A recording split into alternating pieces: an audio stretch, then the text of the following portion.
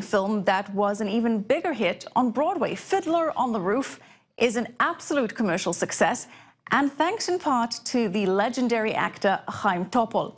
The Israeli actor sat down with our culture correspondent Maya Margit for an exclusive two-part interview, and they talked about his unforgettable film and his tumultuous childhood in Israel.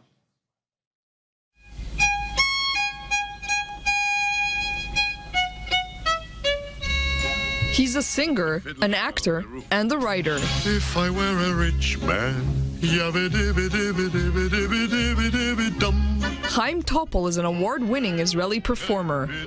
Born in Tel Aviv in 1935, Topol's charismatic acting has seen him travel all around the world, becoming perhaps the most prominent Israeli actor on the world stage.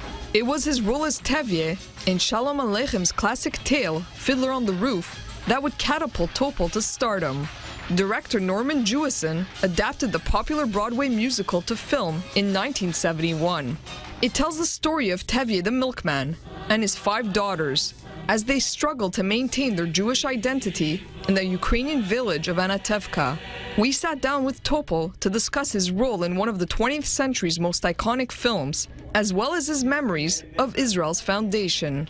And why do you think the movie Fiddler on the Roof is still so iconic? I mean, it tells the story of a very different era, a very different place, but it's still very well known. It's a classic story in many ways. I saw it played in the Yugoslavia, what was Yugoslavia. I saw it in Turkey. I saw it in Greece. I saw it in Japan when I played it.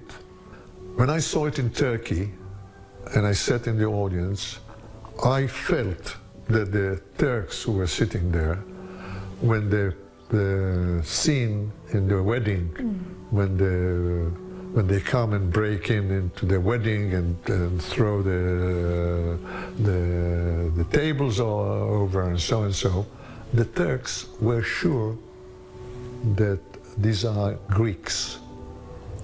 And when I saw it in Greece, I looked at the audience and they were sure that these guys are Turks. This is Shalom Aleichem, that, I mean, he goes so deep that you don't have to be a Jew to appreciate the display. If I were a rich man, What about the song If I Were a Rich Man? I mean, it's so iconic now. How did you perform it in such a realistic, kind of very convincing way? Tevye the Milkman was written, it was written in Yiddish, not in English and not in Hebrew. These are translations. The song in Israel, when we appeared here, it was but as I said, in America, no one knew who was Rothschild, so they turned it to If I Were a Rich Man. Very clever. I wanted to move to 1948. You were in Israel at the time, right? I was actually by mistake, by chance. I don't know how. I was there at the gate when Ben-Gurion declared, it was a Friday, about 3 o'clock in the afternoon. It took about 20 minutes, that declaration.